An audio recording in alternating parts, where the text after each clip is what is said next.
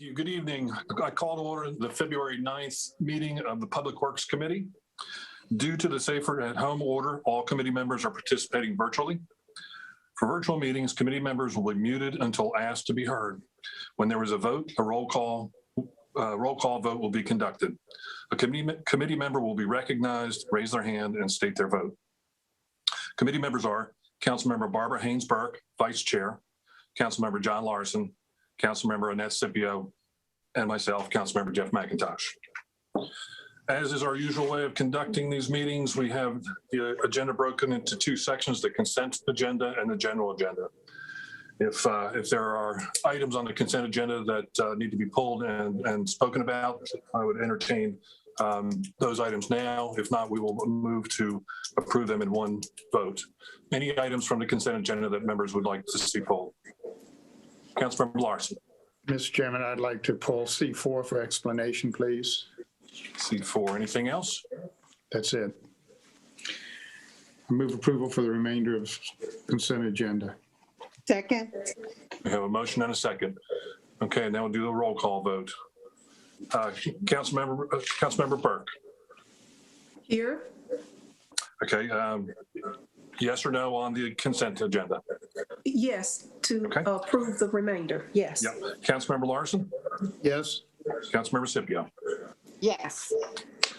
Madam Clerk, could we hear item C4, please? Item C4, resolution fixing date for public hearing on a petition to close and abandon a portion of right-of-way at the intersection of North Main Street and North Martin Luther King Jr. Drive. Petition of Wildfire LLC. Mr. DeCane, who will present this? I will, Chairman. Very good. Good evening, Chairman McIntosh, members of the Public Works Committee. Councilmember Larson, I assume you're just asking for a quick brief on this, and then yes, please just explain. Looks to me we closed a road earlier last year, and now this is a residue of that project of some sort. Yes, sir. So in general, this is a portion of right-of-way that was part of the old alignment of North Main Street, and additional property that was acquired for the alignment of Martin Luther King Jr. Drive. And so previously what you saw was to the south of the area that's under consideration this evening. This is the portion that's to the north of those properties. It was brought as a separate action. So how once this is closed, how is this land divided? It goes to private ownership, correct? I'm looking at the map and I'm trying to understand the adjacent property owners are one, the city, and then the other is the railroad, it looks like. Is that what's happening here? That is correct. Yes, sir. So the city will take possession of the majority of the land and the railroad will take possession of that sliver that's in purple? Yes, sir. Thank you. You're Do welcome. we have any intent of what we're going to do with that land? No, sir, we don't. Okay. Thank you. Thank you. That answers my questions. I move approval. Second. We have a motion and a second. Let's go down the list. Councilmember Burke? Yes. Councilmember Larson? Yes. Councilmember Scipio? Yes. The chair votes aye. Thank you. Also, I need to go back and vote aye on that first, on the remainder of the consent agenda item. I failed to do that first time around. Okay, let's move to the general agenda. If we could have the clerk read G1. Item G1, resolution fixing date for public hearing on a petition to close and abandon an unnamed alley off of Shawnee Street. Petition of John and Janice Steinberger. Mr. DeCane, will this be yours also? Yes, sir. Well, thank you again, Chair, members of the committee. Typically, you would see an item like this on the consent agenda. Staff felt it was important to make one note about this one. It's mentioned in the CARF that the property at 237 Shawnee and the adjacent property owner that fronts Park Boulevard, with the closure of this alleyway, there's a portion of the driveway at 237 Shawnee and a little bit of a retaining wall that would then be on the adjacent property owner's new property due to the closure of the alleyway. Just wanted to make sure that the committee was aware of that. Now, staff does know that both property owners are working to resolve whatever issue may come of that. So we don't see a reason at this point to postpone this item, setting a public hearing. Staff does commit to ensuring that everyone is made well aware of the public hearing date, and coupled that with knowledge that the property owners are already proactively pursuing a resolution to any future problems. Staff does recommend approval. Okay, if I could ask a question here, since we have a couple new council members, and alleyways are the bane of all of our existences, can I get you to talk just for a minute about the process and sort of the theory behind what we're doing here? Yes, sir, I'd be happy to. Thank you. So as the chairman stated, alleyways are sort of a unique beast in any metropolitan area. So alleyways are not truly the property of anyone. They're sort of a free range boundary between properties. So right now, all the properties that adjoin that alleyway are sort of making free use of it. And the city technically doesn't own it either. It's not an established right of way, but state statutes require that alleyways be abandoned by the local government. So within the corporate limits of the city council must do that. And outside of that would be the state would take care of those in non-incorporated areas. So we don't maintain the alleys. We don't do anything but entertain petitions. It's a petition process to close the alleyway. So the process to close the alleyway is very similar to closing a right-of-way, which we saw earlier from the consent agenda. So there's a petition, the petitioner pays the fees, and essentially what it boils down to is would there be a lack of access or their utility or other concerns that would preclude the closure of the alleyway. In this case, there are no access concerns, there are no utility concerns, and other than the issue of a possible encroachment of a driveway or a wall, we would then set a public hearing. Anyone who had an opinion, pro or con, would come to that hearing, and then the council can make its decision from there. So, Chairman, I hope that was helpful, and I'll be happy to answer any questions from. Very helpful. Very helpful. Do we have questions for Mr. DeCane? I do. Mr. Larson?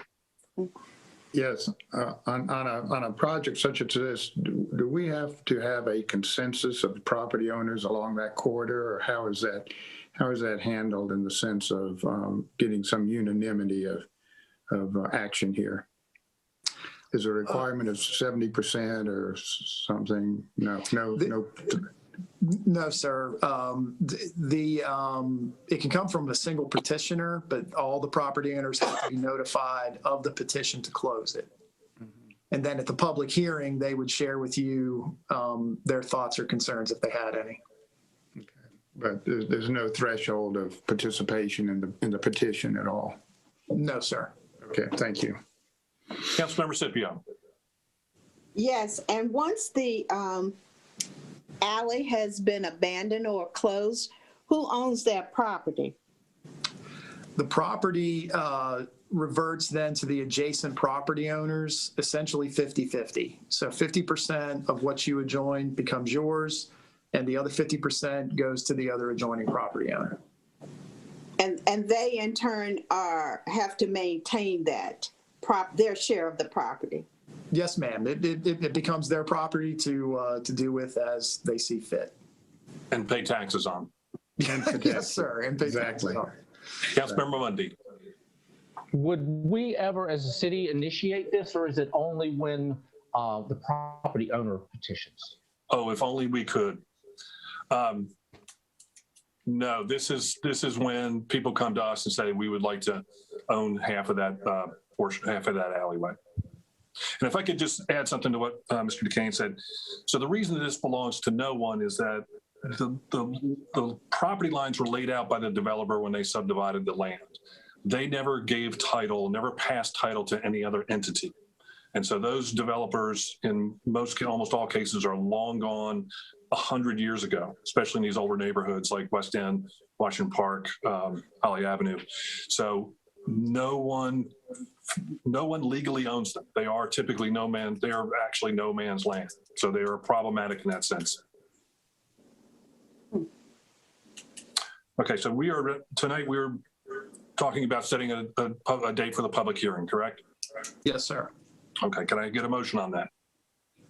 I move that we set a date for a public hearing on G1 as defined in G1.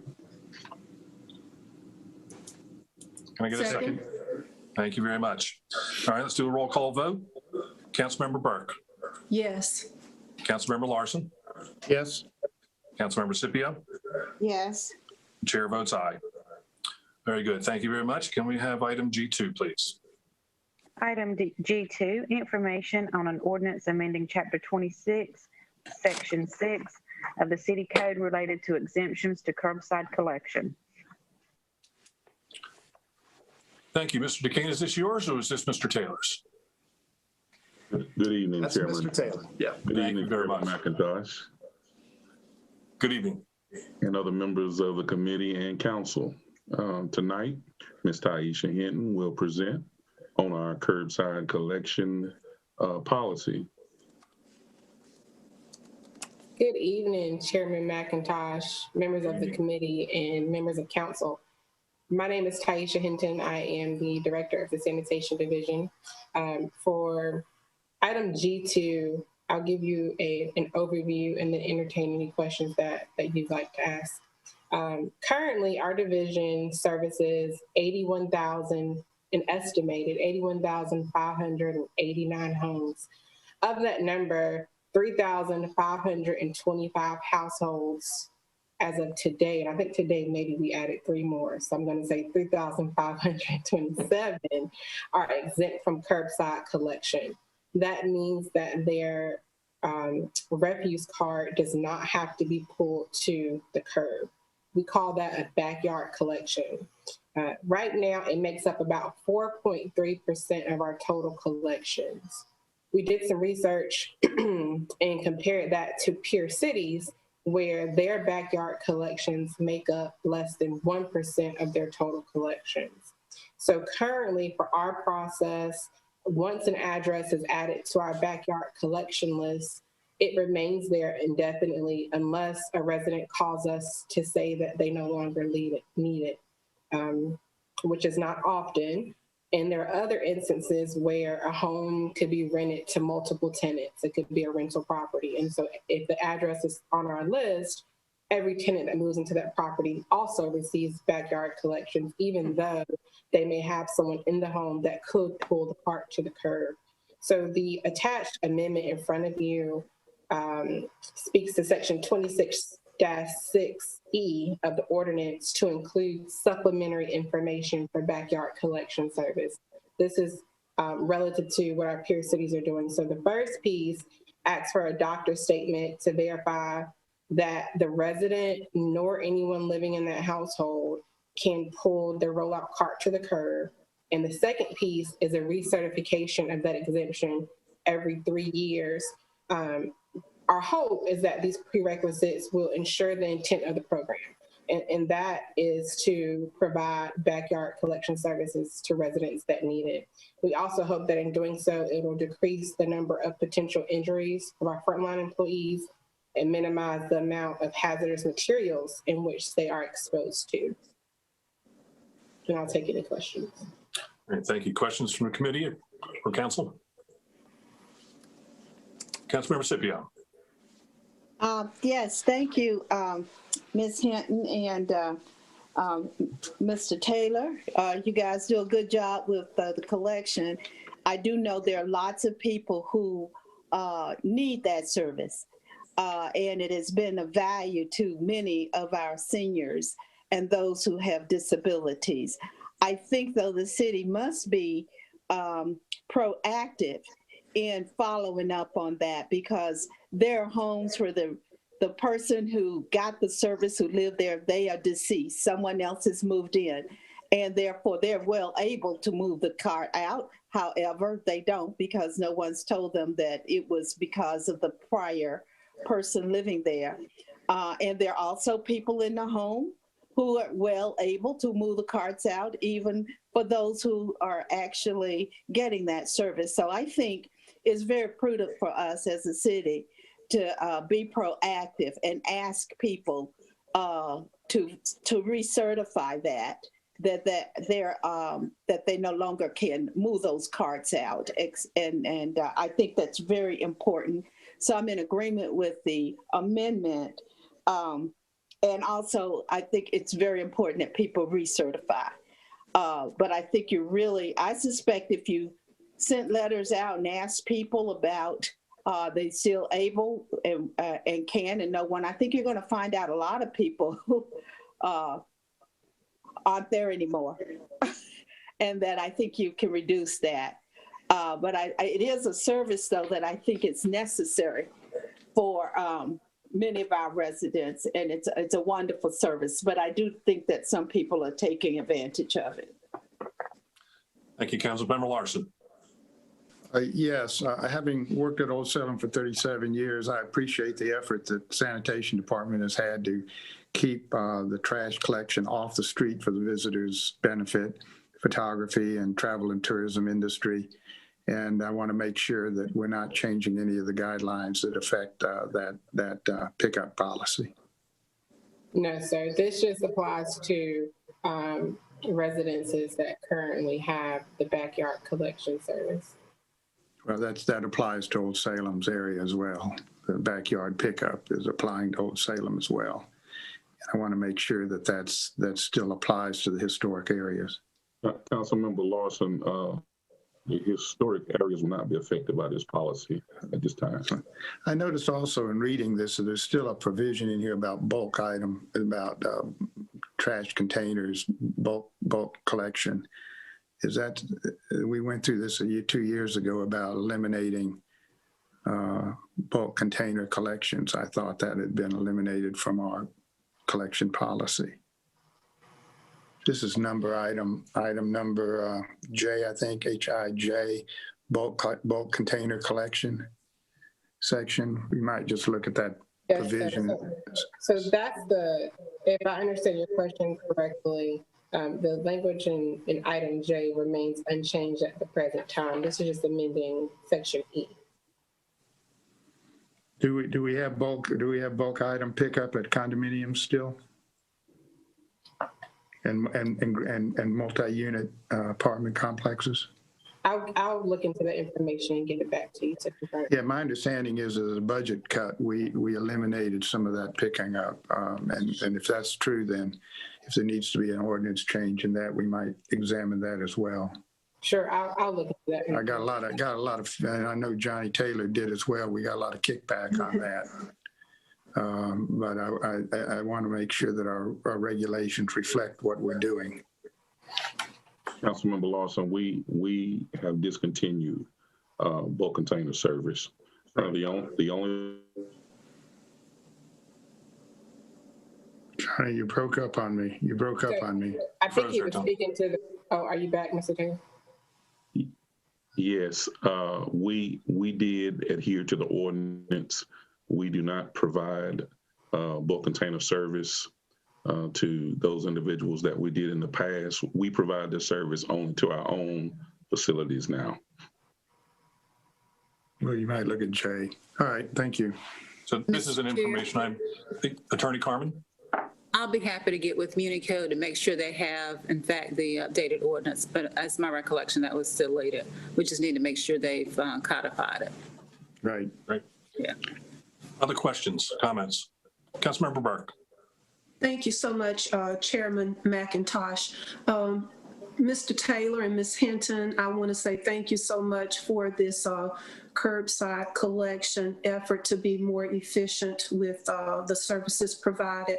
I wanted to ask about citizens with permanent disabilities. Will they have to also go through the recertification process every 3 years? So there is an option, Councilmember Burke, where in the city of Raleigh, for example, they do not require that for citizens with permanent disabilities. And we can definitely look into adding the same thing once we get to that step in the process. I think that would be a great for our citizens if they're permanently disabled, not to have to be put through that again. So one other question. That's it for right now. Thank you. You're welcome. Thank you. Comments or questions? This is an information item. Is there any reason why we can't move this along and bring it to full council? Do we need to do more study on it? It sounds like we've got unanimity of opinion here. Councilmember Burke?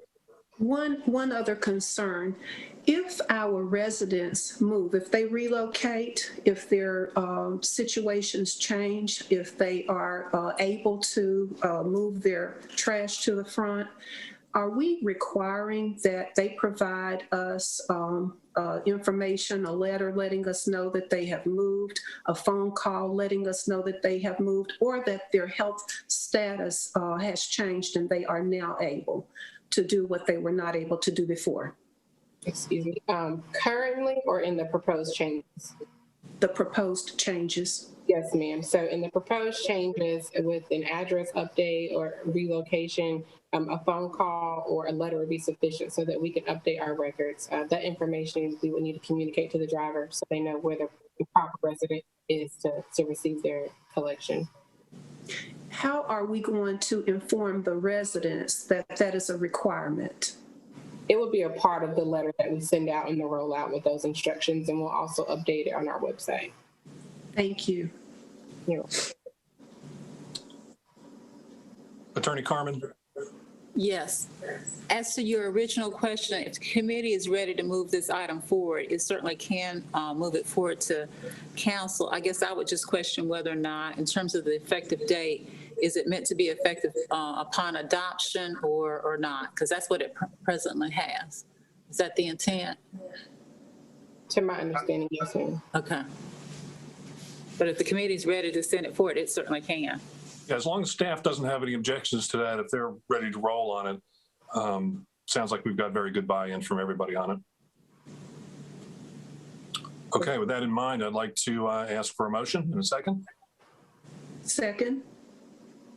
I move. Okay, a little out of order, but that works. Yes. That works. The motion is to move it forward, take it to city council? Yes, the motion is to move it forward to the full council. And I would like to second moving it forward. Excellent, very good. All right, now let's do the roll call. Councilmember Burke. Yes. Councilmember Larson. Yes. Councilmember Scipio. Yes. And chair votes aye. Very good, thank you very much. Item G3. Item G3, traffic light report of capital projects.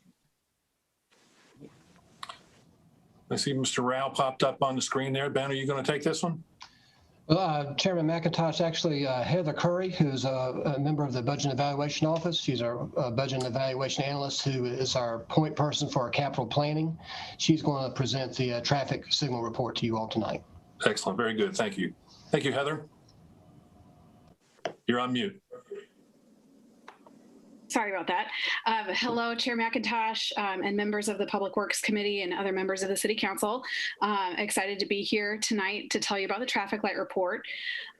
This is a report and kind of a reporting tool that was developed by the members of the Citizens Bond Oversight Committee. It started with that group as a way for them to have a quick and easy access to understand what's going on with those 2018 bond projects. Staff also have an expanded version like the one that you saw that includes some other projects that are of interest to council. So tonight I'd just like to give a little bit of explanation about what the different stoplight colors mean, and then summarize a little bit of what is in this update of the report that is current as of December 31st, 2020. So the colors obviously are green, yellow, and red. A green light means that the project is on schedule and on budget. A yellow light indicates that the project is using either schedule or budget contingency. And how CBOC chose to define schedule contingency is if the current milestone of the project, so the design phase, being out to bid, or construction start, like if those milestones are delayed, but the project as a whole is still on schedule and matches the schedule that's been published in the playbook, then that's using contingency for the schedule. And so that gets a yellow light. For budget, if you recall in your capital projects playbook, we kind of break out design cost, construction cost, and a project contingency. So if we're in design phase on a project and the design is over budget, that gets a yellow stoplight for budget because it's using some of budget contingency to cover the design. If we're looking at the project as a whole and it starts eating into that amount that we've labeled as contingency, that would also get a yellow stoplight for that. Red stoplights indicate that a project is either over budget or behind schedule, with behind schedule meaning that the completion date for the whole project is changing. So currently we have 55 projects on this report that was shared with y'all. 21 of those have some sort of a traffic light status of either yellow or red, and all the other projects are on track. Those with statuses, some of those are delayed due to COVID, either our staff having to quarantine or the designer contractor staff having to quarantine, delaying a particular milestone. Some are behind because of either requested or required scope changes. And then we also have a few that are delayed because of their joint projects with the North Carolina Department of Transportation, and because of NCDOT's budget challenges, some of their joint projects are delayed as well. So those are kind of the big highlights on here, and I would welcome any questions from the committee on the information contained in the report. Great, thank you, Ms. Curry. Any questions for Ms. Curry? Oh. Yes, Ms. Scipio. There is a project, and I don't know if Ms. Curry can answer it, but there's been a project called the Martin Luther King Streetscape Project, beautification project that's has been on the books for 10 years, and it is with Creative Quarters. There's a partnership with Creative Quarters, and it's been delayed a lot because of the Salem Parkway construction. And should that not be on this particular list? I don't know why it's not on this particular list, because I do know it's in a project, but it keeps getting delayed, and I think it's delayed and not enough attention because it's not in the playbook list. Looks like Mr. Duquesne is chomping at the bit to answer this one. Yes, yes, sir. Thank you, Chairman. Councilmember Scipio. So I actually have some good news for you on that. The state has released the funding for that project. Yes, ma'am. And so what staff is doing is negotiating with an A&E firm to finish the design so that we can begin to move forward with that. I think, and I may need to be corrected by Ms. Curry, but I believe the list of projects that's on the stoplight report, and we can certainly add the MLK streetscapes to it without hesitation or a problem, is the majority of these projects that are on this list are some form of bond, either two-thirds lobs or otherwise. So, but certainly it's a good form to look at as many projects as possible, get a good update on the status, and we'll be happy to add that one to the list. I don't know if it needs to get added if it doesn't meet the criteria for what's on this list. Well, if I can keep giving you positive updates like this, we don't need to put it on the list. But no, what? Ma'am, I think we'll add it anyway, just to help me out. There's and the city engineer. There are a lot of projects on there, so yeah, we'll be happy to add. Thank you. Yes, ma'am. Thank you very much. Thank you for that good news too. It sounds. Yes, go ahead, sir. It sounds like this is a regular report that's done periodically. First time I've seen it, but just so I can know what to expect. Is this done various times throughout the year? Yes, so it is updated. The Citizens Bond Oversight Committee meets every other month, and so it's updated every other month in alignment with their meetings. And then you present to us, so every other month is what we would. So that, I think I'll defer to senior management on if we'll present it every other month going forward. This was the first time that we did bring it to council. It's been included in Thursday updates in the past, but this was the first time that we brought it to the Public Works Committee. Okay. I'll give that a shot as well. Councilmember Mundy, the playbook gets updated regularly. So if you would like, or any other council members like, we could send it to you. I don't know that we intend to do a formal presentation like this on a regular basis as much, because the status of some things don't change quickly enough to provide a lot of value. But certainly we could email this out after the updates are done. How often do we do those, Heather? Is it monthly? Every other month. Okay, so every other month or so, we could send this out to keep all of you informed of the status of the projects. And that may be more than what the rest of the council wants. It sounded like a regular report to me, as opposed to a one-off. So I'm not necessarily asking for more frequency. I just didn't know how often you made the report. Certainly. I think what we can do is we can send it to all of you. I see the manager was nodding his head, and if you would like to look at it, you can. If not, you can delete it. Great idea. Councilmember Larson and then Councilmember Burke. I really appreciate seeing And this. Councilmember Scipio. My only complaint is that my little old eyes, I have a hard time looking at it on the small screen. And I'm wondering if staff could provide me an 11 by 17 print hard copy of it so that I could actually read the various sundry things. And I do have one specific question, and that's about streets. I'm getting a lot of inquiry now about the condition of our streets in Winston-Salem and our paving schedule. And I noticed some of our projects are listed as being on schedule and some may not be. Can somebody talk intelligently about what our prospects of getting our paving crews back out and expending the money that was in the bonds that would allocated in the coming months? We have any ideas to when we're going to start repaving streets again? Good evening again.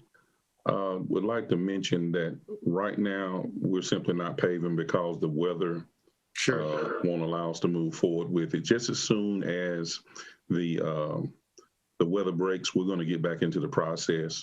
We've already completed all of the resurfacing for bond package 1, and we're planning to work on finishing up bond package 2 just as soon as we get a chance to get our temperatures up so that we can get a profitable application of asphalt. Are they under contract, Mr. Taylor? Is second party under contract, so we're just waiting for weather and the asphalt plants to open up again? Yes, sir. And we are on schedule as far as bond package 1 and anticipate being on schedule for the completion of bond package 2. Right. Thank you. Councilmember Burke. Yes, thank you, Chair McIntosh. I was agreeing with Councilmember Mundy. I would love to get a playbook also. So thank you. Very good. May I, Councilmember Scipio? Yes, I just want to thank you for this report. And it is tiny, but when you print it out, you can read it, John, on a regular page. Just so that I just think that there are 2 completed projects on here, and one is the bankruptcy court property acquisition. That's near the end, and it was scheduled for completion in October 2019. I think we got most of that. It's complete. And so make sure we can move that off. That's a great success. But the Happy Hill Park improvements, that project's complete also. And I'd just like to say we're waiting for the weather to break so we can have a great dedication of that. But it's great to see that we have some things that are completed. So we have to pat ourselves on the back for getting a lot of stuff done. This is an extensive list.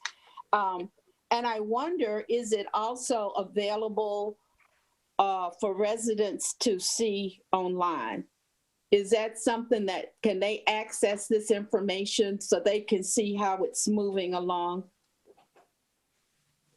So some of the same information on the status, at least of the bond, the 2018 bond projects, is available on the bond tracker. That's on our website, and that would also include any of the 2014 bond projects. At this time, I don't think this exact report is available on the website, but we can definitely look into that if that is the direction. I would May I ask the love, committee, okay, sorry. I was just thinking that sometimes people want to know more than they always want to know a lot of things. And so if we can make it available in the kind of easy format that we get them, it really helps a lot. Because sometimes people don't think the city's doing anything. And we say, oh, we're doing the bond money, we're spending it. But if we can just showcase what we do well and show these projects, I think that's a wonderful thing to do. Exactly. I'd like to ask the committee's opinion. You know, the development services group does a quarterly development dashboard. Would it be helpful to get a quarterly report in our Thursday packets and then available electronically to the public, similar to the bond tracker in conjunction with the bond tracker, but a report that would show bond project progress as well as paving schedules, because those are questions that I get on a fairly routine basis. And so if we've got something that we can refer to as a quarterly update, I think that would be very helpful. Yeah. Agreed. Yes. Yes. Okay. All right. Thank you. This is very helpful. I think I know I got about 10 people I'm going to send this out to tomorrow. That'll be very happy to get it. So thank you very much, Ms. Curry. And any other questions on this one or anything else we talked about tonight? All right. Hearing none, I would suggest that we're adjourned. Thank you, everybody. Thank you. Thank you. Have a good evening.